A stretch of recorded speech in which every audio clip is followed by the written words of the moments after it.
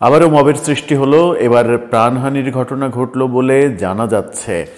গতকালকে হাতিয়ার পর এবার আজ গভীর রাতে গাজীপুর এবং ময়মনসিংহে বড় ঘটনা ঘটেছে। বিশেষ করে গাজীপুরে প্রাণহানির ঘটনা ঘটেছে এমন খবর শোনা যাচ্ছে।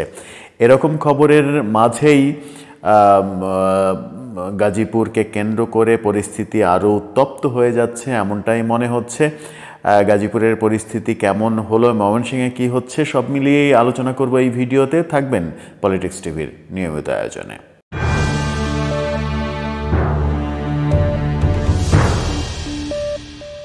বলছিলাম আবারও মব। গাজীপুরে ভয়াবহ অবস্থা সৃষ্টি হয়েছে। সমন্বয়ক সার্জিস আলম ফেসবুকে পোস্ট করেছেন, গাজীপুরে আজকেই হবে আওয়ামী সন্ত্রাসীদের শেষ দিন, আমরা আসছি।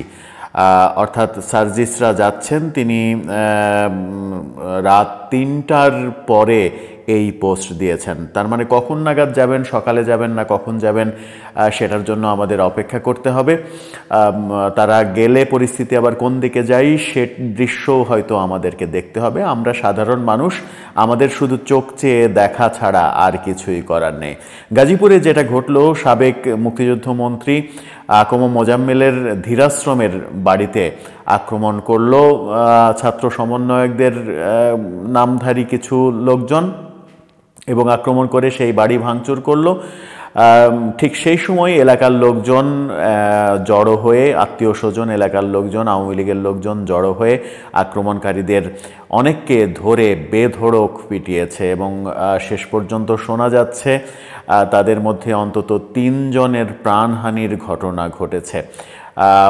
বিভিন্ন ভিডিও ফুটেজে 2 জনের নিথর দেহ দেখা গেছে।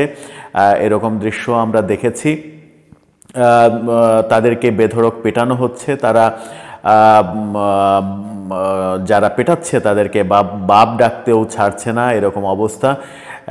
এবং বেশ কয়েকজনকে ধরে তাদের সাক্ষাৎকার নেওয়া হয়েছে, এমন ভিডিও চিত্রও দেখেছি। তারা বলার চেষ্টা করেছে তারা ভুল করে এসেছে, মিথ্যা প্রলোভনে এসেছে, তাদেরকে যেন ক্ষমা করে দেয়া হয়। গাজীপুরের বোর্ড বাজার থেকে একজন সুঠামদেহী তরুণ গিয়েছিলেন, যিনি ধরা খেয়েছেন। তাকে রক্তাক্ত অবস্থায় তার কণ্ঠ থেকে শুনতে পেলাম তিনি স্বীকার করছেন যে তিনি ভুল করে এসেছেন, তাকে ভুল বুঝিয়ে আনা হয়েছে এবং সমন্বয়ক শাহাদাতের নাম তিনি বলেছেন। শাহাদাত নামের একজন সমন্বয়ক, গাজীপুরের সমন্বয়ক, তিনি তাদেরকে আকম মোজাম্মেলের বাড়িতে পিকনিক হবে, পিকনিক খেতে যাব সবাই, এমনটা বলে তাদেরকে নিয়ে এসেছেন এবং নিয়ে এসে আক্রমণ সাজিয়েছেন, এমন কথা তার মুখ থেকে শোনা গেছে। গাজীপুরে সদর হাসপাতালে অন্তত 15 থেকে 20 জনকে ভর্তি করা হয়েছে। সেনাবাহিনী, অসংখ্য সেনাবাহিনী সেখানে আহতদের উদ্ধার কাজে তাদেরকে লিপ্ত থাকতে দেখা গেছে। সেনাবাহিনী ব্যাপারটা যেন না বাড়ে সেই চেষ্টা করেছেন। সেনাবাহিনীর পরবর্তী পদক্ষেপ কি হবে সেটা আমরা দেখব। কিন্তু গাজীপুরে যে ঘটনাটা ঘটল, মবের ধারাবাহিকতায়, 32 নম্বর ভাঙার ধারাবাহিকতায় গাজীপুরে আওয়ামী লীগের সাবেক মন্ত্রী আকম মোজাম্মেলের বাড়িতে হামলা করা হলো।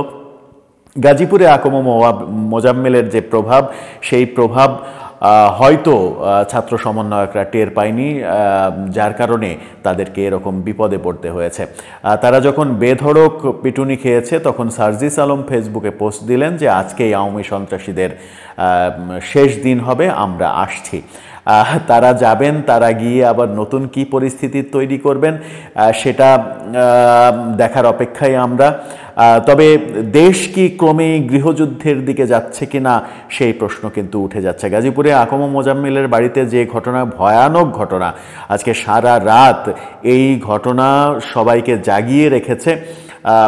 সামাজিক যোগাযোগ মাধ্যমে একের পর এক ছবি, ভিডিও ফুটেজ আসছে নানা মাধ্যমে, বিভিন্নজন বিভিন্ন রকমের আলোচনা করছেন। বৈষম্যবিরোধী ছাত্রদের মাঝেও নানা রকমের আলোচনা হচ্ছে। এই ভিডিওটা যখন করছি রাত 4:15টার দিকে, তখন পর্যন্ত এই ব্যাপারে সার্জিস আলমের পোস্টই আমার চোখে পড়েছে।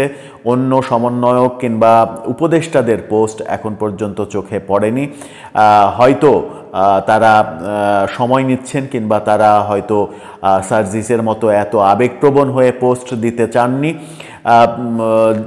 32 নম্বরে যে হামলার ঘটনা ঘটলো এবং তার ধারাবাহিকতায় সারা দেশে যে হামলার ঘটনা ঘটলো, সেটাকে যদি নিয়ন্ত্রণ করা যেত তাহলে আজকের এই ঘটনা ঘটতো না বলেও অনেকে মনে করছেন, অনেকে লেখালেখি শুরু করেছেন।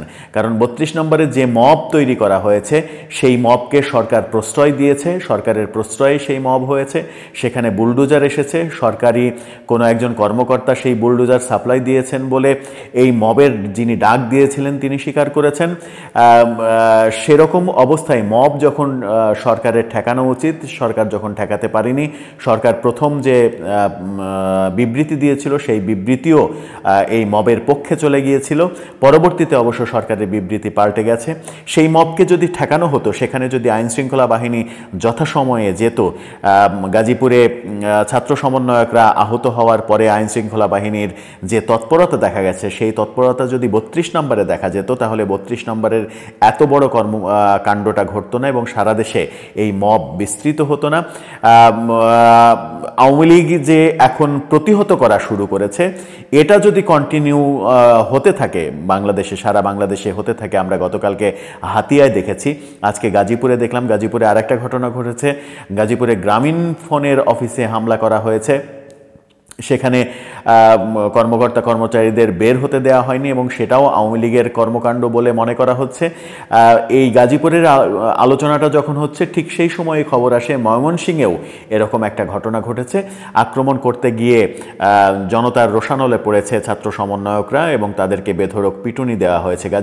ময়মনসিংহের ঘটনাটা এখন পর্যন্ত অতটা পরিষ্কার করে বলতে পারছি না, কিন্তু গাজীপুরের ঘটনাটাতে অন্তত 15 থেকে 20 জন আহত হয়ে হাসপাতালে ভর্তি হয়েছেন, সেই খবরটা নিশ্চিত করেই বলা যায়। সেই খবর বিভিন্ন সোর্সে আসছে, গণমাধ্যমেও খবর হচ্ছে, যেহেতু ছাত্র সমন্বয়করা মার খেয়েছেন এবং তাদেরকে যেভাবে যে ভিডিও ফুটেজগুলো 2-3টা চোখে পড়েছে, স্থানীয়ভাবে যারা রেকর্ড করেছেন ফেসবুকে দিয়েছেন, এরকম ভিডিও যেগুলো চোখে পড়েছে, তাতে তাদেরকে বেধড়ক অমানবিকভাবেই পেটানো হয়েছে এবং তাদেরকে বলতেও শোনা গেছে যে গাজীপুর হচ্ছে আকম মোজাম্মেল এবং আহসানুল্লাহ মাস্টার, এই দুইজনের ভূমি, এই দুইজনের যে আধিপত্য, সেই গাজীপুরে এত বড় সাহস যে সেই গাজীপুরে আকম মোজাম্মেলের বাড়িতে হামলা করতে এসেছে। গাজীপুরে এই ঘটনা যখন ঘটল, আকম মোজাম্মেল হকের বাড়িতে আক্রমণের প্রতিরোধ গড়ে তোলা হলো এবং বেধড়ক পিটুনি দেয়া হলো ছাত্র সমন্বয়কদের। এই ঘটনা যখন ঘটলো তখন সারা দিন কিন্তু একটা ব্যাপার খুবই আলোচিত হয়েছে, সেটা হচ্ছে গাজীপুরের সাবেক মেয়র জাহাঙ্গীর আলম, তিনি তার একটা অডিও রেকর্ড ফাঁস হয়েছে, যেখানে তিনি একটি জুম মিটিংয়ে সম্ভবত কথাগুলো বলছিলেন, যেখানে তার মুখ থেকে শোনা গেছে যে আর বসে থাকার সময় নেই, এখন হচ্ছে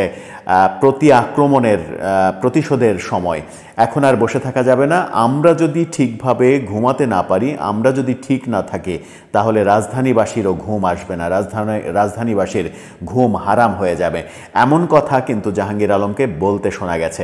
জাহাঙ্গীর আলমের 5 মিনিট 5.5 মিনিটের সেই অডিও ক্লিপে পুরোপুরি নেতাকর্মীদের উত্তেজিত করার মতো সংলাপ তার মুখ থেকে শোনা গেছে এবং অনেকে আবার মনে করছেন যে গাজীপুরে যে ঘটনাটা ঘটলো সেটা জাহাঙ্গীর আলমের সেই অডিও ফাঁসের যে উপলক্ষ, সেই উপলক্ষে সেটাকে কেন্দ্র করে সেটাতে উজ্জীবিত হয়ে আওয়ামী লীগের নেতাকর্মীরা এই ঘটনা ঘটালো কিনা, সেটাও কিন্তু একটা বড় ব্যাপার। যাই হোক দর্শক, শেষ পর্যন্ত গাজীপুরে যে ঘটনাগুলো ঘটেছে, এই ঘটনা সারা দেশব্যাপী যেন বিস্তৃত না হয়, তার জন্য এখনো সময়।